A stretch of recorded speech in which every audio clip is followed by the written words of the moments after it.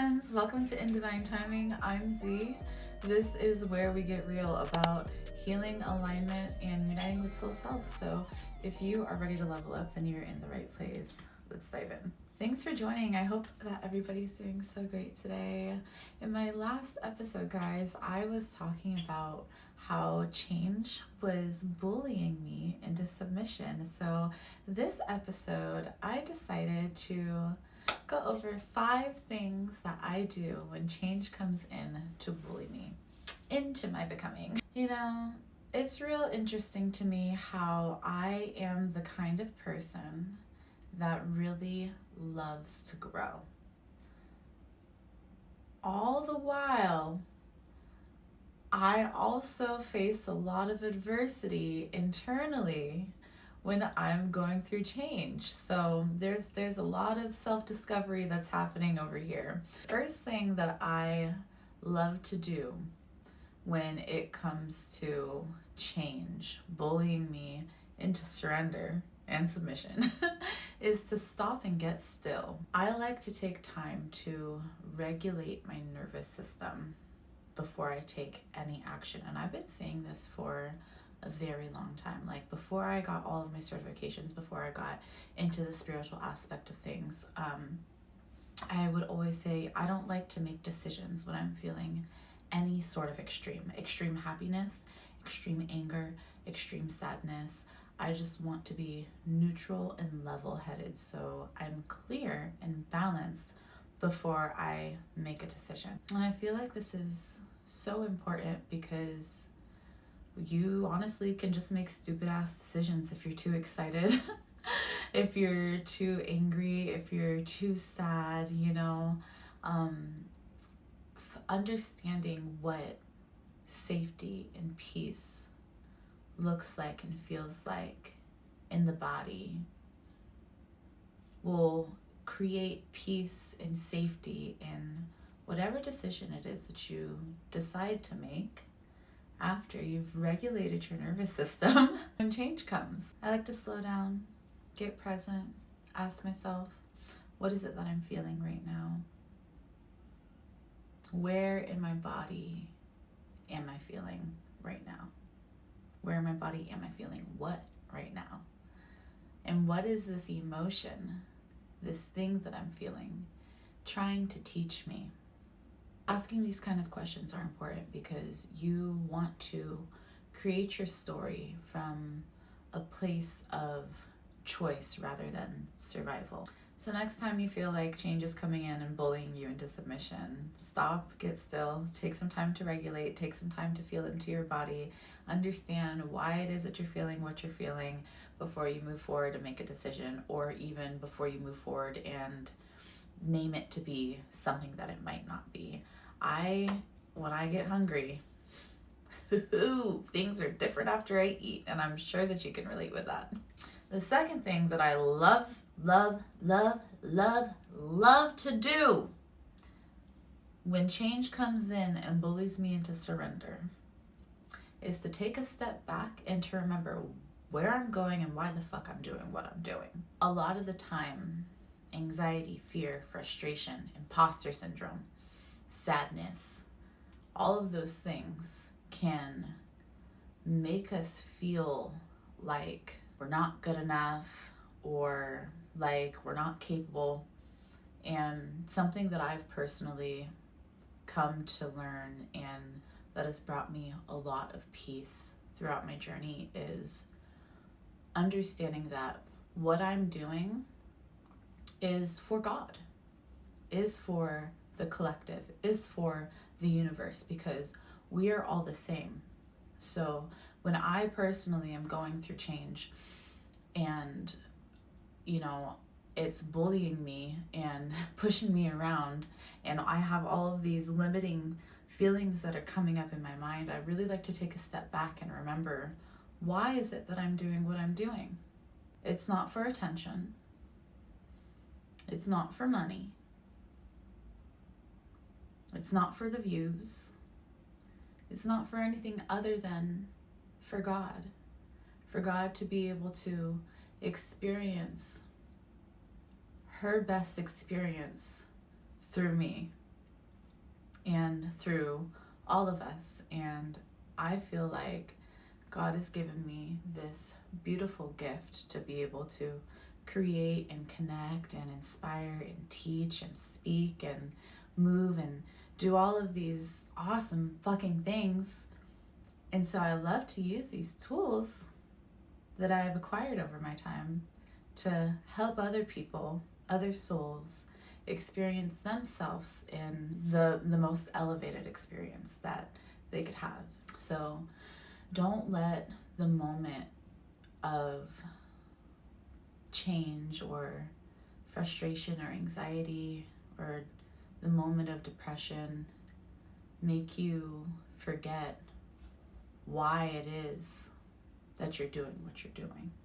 And if you don't really know what it is that you're doing, or why it is that you're doing, rather, then I recommend that you do some inner work, because when you build this deep and sacred connection with yourself, it gives you the opportunity to fully experience yourself.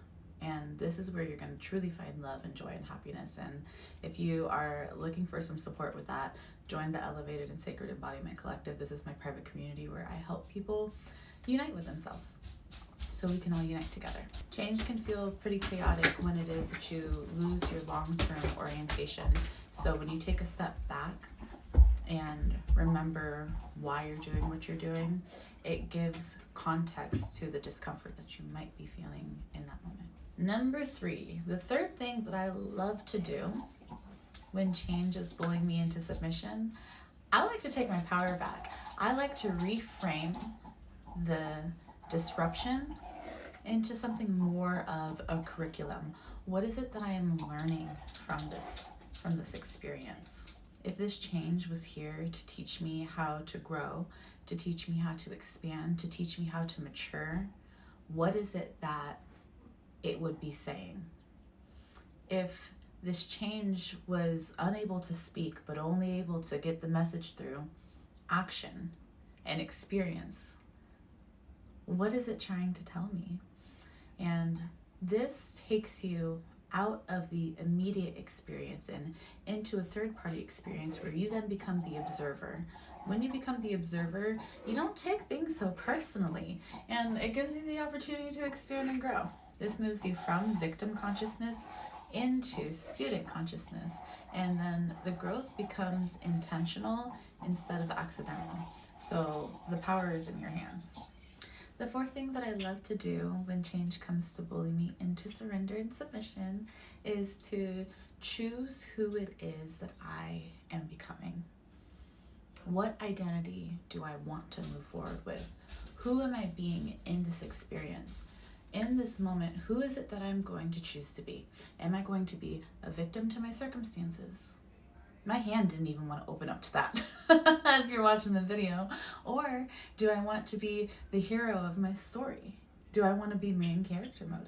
I want to be main character mode. I want to be boss bitch mode, okay? I don't want to be the version of myself that contracts, that caves in, that crumbles, that shrinks.